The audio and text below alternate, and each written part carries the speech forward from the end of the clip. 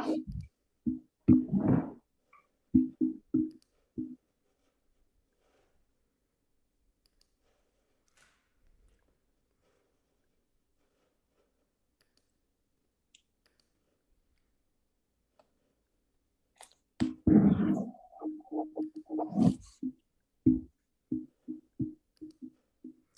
righty. Good evening, everyone, and welcome to the first episode of Them Smith Boys.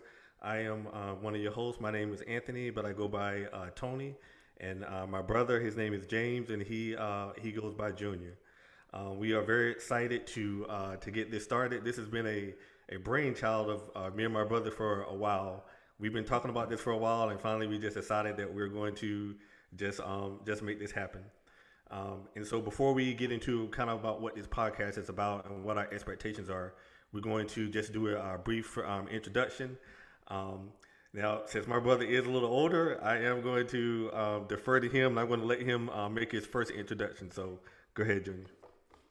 Hey, what's up? Thanks, man. Listen, yeah, this has definitely been a brainchild.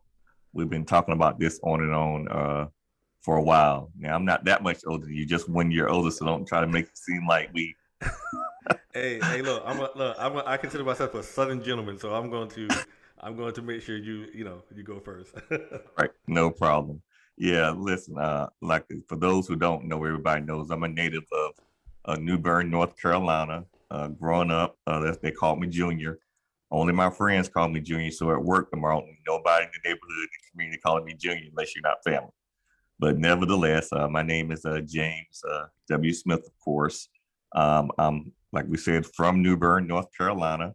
Currently live in the big old giant city of Billerville, North Carolina. I am a social studies teacher here in Duplin County School System with the Duplin County School Systems. And of course, I'm married to my beautiful wife, Tanya. I have three wonderful children, Maya, Morgan, and Cameron. So that's about it. And defer to my brother.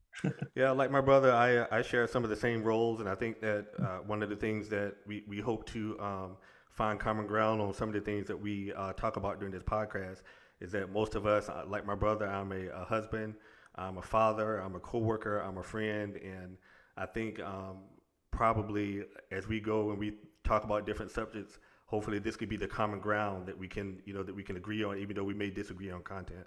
But I live in Goldsboro, North Carolina. I retired here. I did 20 years in the Air Force. I retired here in 2017, and so we just decided to make Goldsboro our home. Um, I, I work on base. I'm not going to put all my business out there because I don't know who's out there watching. Somebody may. so, but we'll talk a little bit more about myself as the episodes go on. But right now, what we're going to do is my brother's going to lead off, and we're going to kind of talk about our upbringing, some of the lessons we learned during our formative years, and how it kind of informs our views on some of the topics that we're going to be talking about. Oh, awesome. Thanks, man. Yes, like I said, in order to like we are like I'm 49, my brother's 48 years old. And like I said, we didn't get this way by accident. It was a process and it was a foundation. And like I said, we grew up early on. We grew up in the Rocky Run community outside of New Bern, North Carolina. That was what you call a village per se. We lived right between my grandmother and my great aunt. As you can see right now, me and my brother is standing. That's actually the porch that we lived at. The house, the mobile home is no longer there, but that's the porch, and that's facing our grandmother's house. And as you can see, we're walking towards our grandparents' house. My grandma Goldie and my granddad Sylvester and my dad and everybody was born there. That tree right there, actually, my grandmother was a mother of the church out right across the street in Rocky Run. And every summer, she would line all of us up, all of the grandchildren, the cousins in the neighborhood. It would be 17, 20 deep sometime. And Yeah, every Sunday, so you remember that? I do remember. I do remember. I remember that very well. Yeah, she would line us up at that tree and she will anoint our heads with oil. And like I said, I still believe that we are still living off the interest of those prayers that my grandmother sent up. Because how much time do your grandma have us in church, man? So yeah, all I'm gonna say is that we went to church on our grandmother was the matriarch of the church that was Mother- directly across the street. So we went to church on Mondays, Tuesdays, Wednesdays. Anytime that there was something going on, it felt like we were in church. So that's definitely something that I'm just gonna I'm just gonna leave that part be. yeah, I got Yeah. you. Yeah, but it was definitely for our good. But the key thing is that what a lot of people don't, a lot of my children didn't experience this, is that we lived like within a mile radius. It was nothing but cousins, aunts, and uncles, and everybody could correct you. We lived on family land, right? Was more so a self sufficiency there. We had to earn money. We would go to our Uncle Farrah aunt. Yeah. Hey, Uncle Farrah, yes we do. Exactly. Yeah, yeah. We used to work on Uncle Farrah's tobacco field, and I gotta give a shout out to my Uncle Farrah, my great uncle, because that to this day I've never seen a man that worked harder. I remember we used to crop a row of tobacco. He'll crop two rows while we're cropping one. Correct. And so those are type of some of the lessons and things that were instilled in us, and those are some of the lessons that kind of informs how we view things today. Yeah, speaking about tobacco fields, to get an understanding from where you see us on the video, it's probably about an hour walk to my Uncle Pharaoh's tobacco field, and you're talking about getting up early in the morning, and me and my brother we joke about this a lot, but there was one time when our mom wanted to give us a ride, and then our dad said no. He said make them boys walk. He said yeah, he said make them boys earn their own way. And I would tell you Yes. that there are certain things that resonate with you as a child, and I would tell you that our dad he stressed education a lot, but he did stress making your own way. I tell you, some of our earliest memories of our father was him getting up in the morning, getting dressed up, going to work, and you don't understand the impact that has when you see your father doing that, taking care of business, taking care of the family. But our late father, he passed away.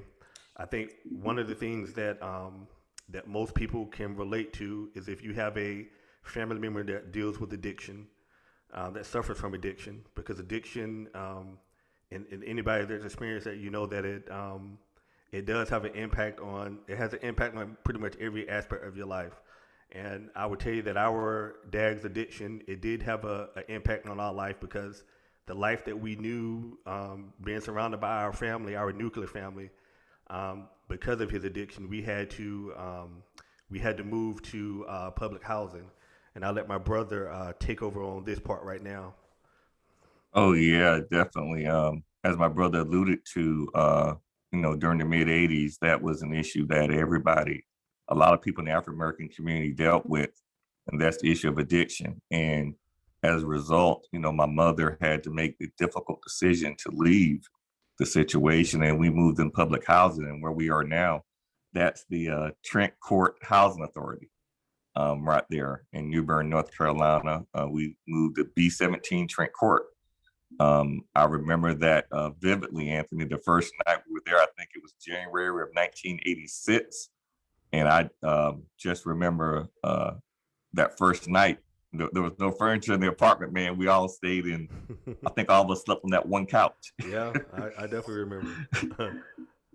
Yeah, definitely. We slept on that one couch, and I think moving from the Rocky Run community to Trent Court was definitely a traumatic experience for us.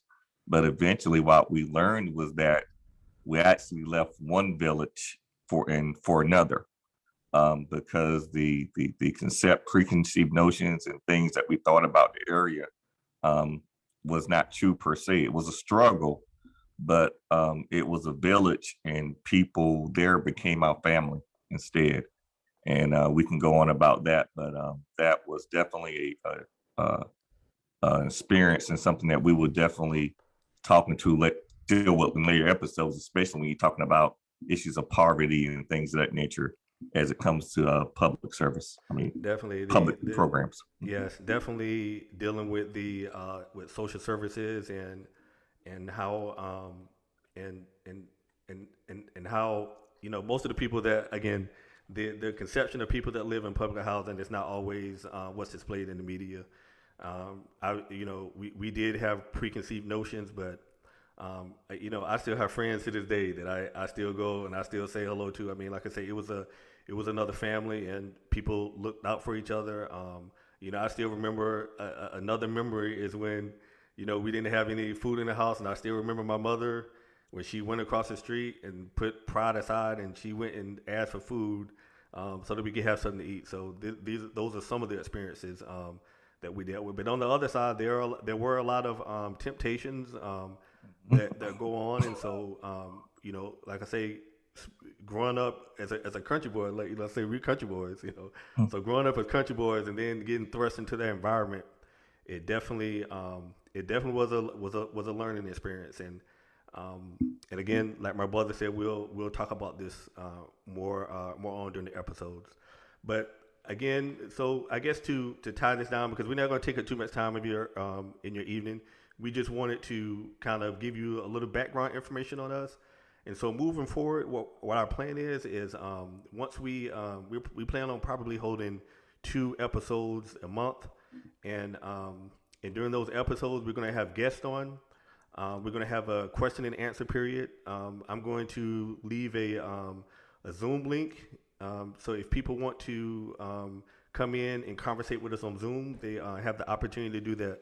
So, like I say, this is all new to us. We're gonna build this thing as we fly, but we definitely look forward to interacting with y'all, and hopefully you all can learn something from us. And we definitely look forward to learning from you all as we discuss some of the pressure, some of the issues that are affecting our society at this moment. That's all I have. Junior, do you have any closing statements or comments? Yeah, like I said, this was basically just an introduction to let me and my brother first get our feet wet. One thing. First of all, what's up, Chris? What's up, Victoria? How you doing? Classmate. That's our first cousin, my classmate, Victoria. Um, yeah, so basically this is just something to introduce everybody to us and our style. Like I said, moving forward, we're definitely going to get into some very real issues and discussions. Some of the things that we echo on some of our Facebook posts and everything. So this was just the as I may quote James Baldwin, it's the fire next time. Yeah. Oh, and I tell you something else. I think people may be surprised, even though me and my brother, we share the same upbringing. We definitely don't agree on everything. So it's Oh gonna yeah, be, it just goes to show that just because we look alike, we don't think as a monolith. So so yes, we'll definitely get into that. But everybody, enjoy your evening. For the people that came on to see us, thank you. We definitely appreciate it. And for the people who may watch this video later, we definitely appreciate it. So thank you. Enjoy your weekend. Be safe. Get vaccinated. Wear a mask. what my brother said. All right. All right.